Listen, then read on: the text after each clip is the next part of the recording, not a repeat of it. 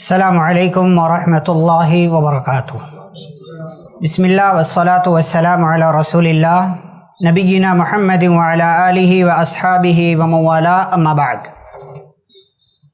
معزز حاضرین، آج کے اس درس میں نبی کریم صلی اللہ علیہ وسلم کی ایک صحابی سے انوکھی محبت کا واقعہ آپ کے سامنے ذکر کرنا ہے۔ راوی حدیث حضرت انس بن مالک رضی اللہ تعالیٰ عنہ بیان کرتے ہیں کہ دیہات کے ایک آدمی تھے، مدینہ آتے تھے۔ وہ کس لیے؟ سامان وغیرہ بیچنے کے لیے مدینہ کی مارکیٹ میں۔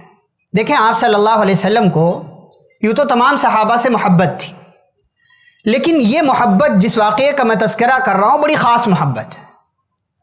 تو وہ صحابی آتے تھے، گاؤں سے، دیہات سے آتے تھے اور مدینے کی مارکیٹ میں اپنا سامان وغیرہ، سبزیاں وغیرہ لا کر کے بیچتے تھے۔ اور جب بھی مدینہ آتے تھے شہر میں تو آپ صلی اللہ علیہ وسلم کے لیے کچھ تحفہ لے کر کے آتے تھے، اور جب اپنا سامان وغیرہ بیچ کر اپنے گاؤں دیہات واپس جانے لگتے تھے تو آپ صلی اللہ علیہ وسلم بھی ان کو کچھ نہ کچھ تحفہ دے کر کے واپس بھیجتے تھے۔ اور بڑی محبت سے آپ صلی اللہ علیہ وسلم ان کے بارے میں کہتے تھے، ان ظاہرا بادینا ونحن حاضرو، کہ یہ ظاہر جو ہیں، ان کا نام ظاہر بن حرام تھا رضی اللہ تعالیٰ عنہ، کہتے تھے یہ ہمارے دیہات کے ساتھی ہیں اور ہم ان کے شہر کے ساتھی، یعنی ہم دوست۔ ایک مرتبہ کیا ہوا، صحابی رسول حضرت ظاہر بن حرام رضی اللہ تعالیٰ عنہ اپنا سامان مدینے کی مارکیٹ میں بیچ رہے تھے۔ آپ صلی اللہ علیہ وسلم چپکے سے آئے اور آپ نے چپکے سے آ کر کے ان کو پکڑ لیا پیچھے سے، کہ وہ جو ہے دیکھ نہیں پا رہے تھے پیچھے۔ تو کہنے لگے، ارسلنی من ھذا، چھوڑو مجھے، کون ہے، کون میرے ساتھ یہ مذاق کر رہے ہیں۔ آپ صلی اللہ علیہ وسلم ازراہ مذاق اور جو ہے ہنسی مذاق کے تحت آپ صلی اللہ علیہ وسلم نے ایسا کیا، تو ان کو سمجھ میں نہیں آیا کہ کون ہے۔ فالتفت الیہ، تو ایسے کنکھیوں سے ایسے کیسے پکڑ کے رکھو، آپ تو پیچھے دیکھ بھی نہیں سکتا، تو ایسے کر کے دیکھ رہے کہ کون ہے۔ انہیں محسوس ہو گیا کہ یہ پیارے رسول صلی اللہ علیہ وسلم، اور جب اس کا احساس ان کو ہو گیا تو انہوں نے ہلنا جھلنا بند کر دیا اور اپنی پیٹھ کو نبی صلی اللہ علیہ وسلم کے سینے سے لگا کر کے پرسکون کھڑے ہو گئے کہ پتہ نہیں یہ زندگی میں دوبارہ یہ موقع کب ملے گا کہ یہ مبارک ذات میرے جسم سے چمٹی ہوئی ہے، یہ برکتوں کا موقع کب ملے گا۔ وہ ایک دم پرسکون کھڑے ہو گئے۔ تھوڑی دیر میں پیارے نبی صلی اللہ علیہ وسلم نے کہا، جب آپ صلی اللہ علیہ وسلم بھی سمجھ گئے کہ ان کو معلوم ہو گیا کہ میں کون ہوں، تو آپ صلی اللہ علیہ وسلم نے فرمایا، من یشتری ھذا العبد، کہ یہ غلام مجھ سے کون خریدے گا۔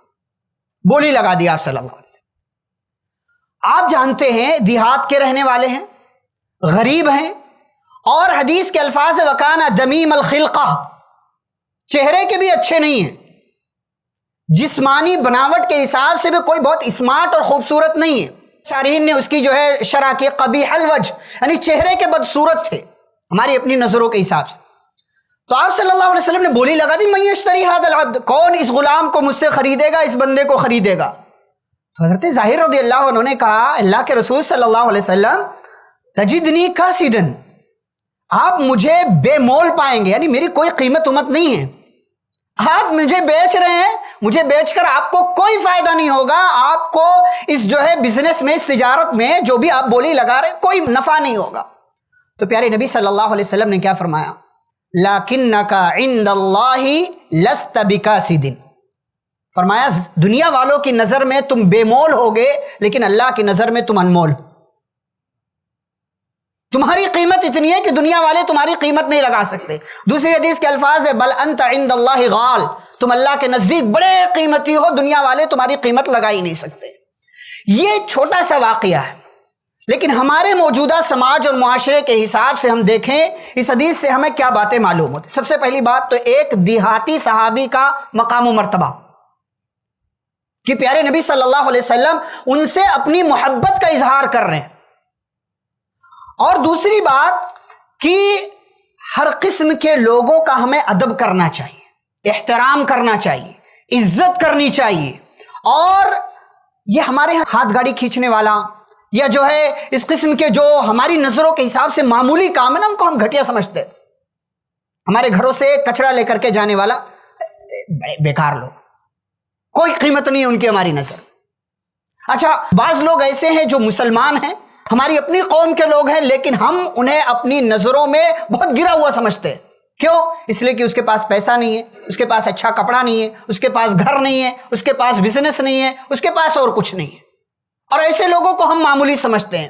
تو ایسے تمام لوگ چاہے غریب ہوں، مسکین ہوں، فقیر ہوں، کپڑا پھٹا ہوا ہو، کیسا بھی ہو، ایسے تمام لوگوں کا بھی ادب اور احترام کرنا ہمارے لیے ضروری ہے. ایسے ہی ایک اور چیز جو ہمارے سماج و معاشرے میں نہیں ہے، جو اس واقعے سے ہمیں پیغام ملتا ہے کہ تحفے تحائف کا لین دین ہونا چاہیے. بعض دفعہ ہم کیا سمجھتے ہیں کہ نہیں، ہمیں صرف تحفہ ملنا چاہیے، ہم تحفہ نہیں دیں گے کسی کو. آپ صلی اللہ علیہ وسلم اتنے عظیم، ایک دیہات کے صحابی آتے ہیں تحفہ لے کر کے، اور جب جاتے ہیں مدینے سے تو آپ صلی اللہ علیہ وسلم بھی کچھ نہ کچھ تحفہ دے رہے. اس لیے آپ نے کیا فرمایا؟ تہادو تحاب، ایک دوسرے کو تحفے دیا کرو، محبت میں اضافہ ہوتا ہے، محبت بڑھتی ہے اس سے. تحفے دیا کرو، چاہے چھوٹا تحفہ ہو یا بڑا تحفہ ہو. اچھا اس حدیث سے ایک بات یہ بھی معلوم ہوتی ہے کہ اللہ کے نزدیک ایک مومن کی قیمت کیا ہے. ایک مومن کی قیمت کہ دنیا والے بعض دفعہ اس کو جو ہے بہت معمولی سمجھتے ہیں. جیسے ہماری مسجد میں بعض دفعہ جو ہے ہم ایسے لوگوں کو معمولی سمجھتے ہیں کہ اگر کسی کے کپڑے پہ کچھ کچڑا لگا ہوا، کوئی گیرج میں کام کرتا آ کر کے مسجد میں نماز پڑھنے لگے تو بعض دفعہ ہم اس کے بغل میں کھڑے ہو کر کے نماز بھی پڑھنا نہیں چاہتے. ایک کپڑے میں کچڑا لگا ہوا، اس کے بغل میں کون کھڑا ہو؟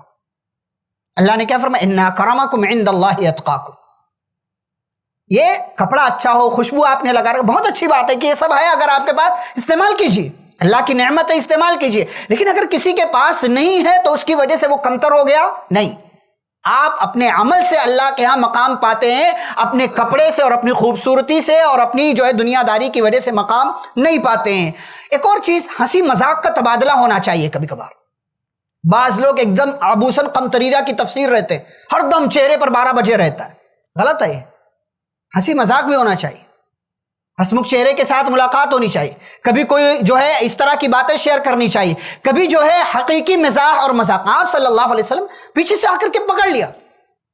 اگر ہم یہاں ابھی کوئی عالم جو ہے یہاں کھڑے ہو کر کے کسی کو پیچھے سے جا کر کے پکڑ لے تو کہ ارے عالم ہو کر کے ایسی حرکت کرتا ہے، نبی صلی اللہ علیہ وسلم نے کیا تو ایک عالم نہیں کر سکتا. اس طرح کا ہنسی مذاق بھائی جس سے بے تکلفی ہے، جس سے محبت ہے، جس سے ملنا جلنا ہے، جس کے ساتھ بات چیت کرنا ہے، جس کے ساتھ اٹھنا بیٹھنا ہے، اس سے ہنسی مذاق کیا جا سکتا ہے. اس میں کوئی عیب کی بات نہیں ہے. ہمارے یہاں اس کو لوگ عیب سمجھتے، خاص طور سے ایک عالم جب کر لے، اور خاص طور سے ایک انسان جب بڑا ہو جاتا ہے. بوڑھا ہو کر کے ہنسی مذاق کرتے ہو؟ بوڑھا ہو گیا تو ہنسی مذاق اس کے لیے نہیں ہے. ہنسی مذاق کر سکتا ہے بھائی، ایک دائرہ جو اس کی لمٹ شریعت نے مقرر کر رکھی ہے. اور ایسے ایک اور آخری بات، جو اس سے بہت ساری باتیں ہو سکتی، اس واقعے سے ایک آخری بات کہ سماج کا کوئی بھی کیسا بھی بندہ ہو، اگر ہم سے ملنے کے لیے آ رہا ہے تو ہمیں اس کو بھرپور توجہ دینی چاہیے. ہمارے ہاں کیا کرتے لوگ، مالدار ہے تو اچھے سے ملتے ہیں، نیتا ہے تو اچھے سے ملتے ہیں، کوئی بڑی پوسٹ والا اچھے سے ملتے ہیں، کوئی جو ہے مسجد مدرسے کا اسکول کا ذمہ دار آ گیا اچھے سے ملتے ہیں. لیکن وہیں کوئی جو چپراسی آ کر کے بات چیت کرنے لگا، رہے کون آ گیا، سائڈ کرو اس کو، انتظار میں لگوا دیتے ہیں ہم اس کو. یہ چیزیں نہیں ہونی چاہیے. آپ صلی اللہ علیہ وسلم ایک دیہاتی صحابی، ایک غریب صحابی، ایک جو ہے قبیح چہرے والے صحابی کو آپ صلی اللہ علیہ وسلم پوری توجہ دے رہے ہیں، اور ایسی توجہ دے رہے ہیں کہ ان کے ساتھ ہنسی مذاق کر رہے ہیں، ان کے ساتھ اپنی جسم کو چمٹا رہے ہیں، اور ان کے ساتھ اس طریقے کا معاملہ کر رہے ہیں جو آپ نے پورے واقعے میں سنا. تو یہ واقعہ اور آپ صلی اللہ علیہ وسلم کی انوکھی محبت، اس کے ساتھ پیغامات کیا ہیں، ہم سبھی کو چاہیے کہ ایسی چیزیں ہم اپنے سماج میں رواج دیں. اور چہرے پر 12 بجا کر کے چلنے سے آپ بہت اچھے نہیں بنیں گے، بلکہ لوگ آپ کو کھڑوس سمجھیں گے کہ بڑا کھڑوس آدمی، کبھی صحیح سے بات ہی نہیں کرتا. اس طریقے کی چیزیں نہیں ہونی چاہیے. اللہ رب العالمین ہم سبھی کو آپس میں ایک دوسرے سے محبت کرنے، ایک دوسرے کے ساتھ خیرخواہی والا معاملہ انجام دینے کی توفیق عطا فرمائے. آمین. وصلی اللہ علیہ نبی الکریم. السلام علیکم ورحمۃ اللہ وبرکاتہ.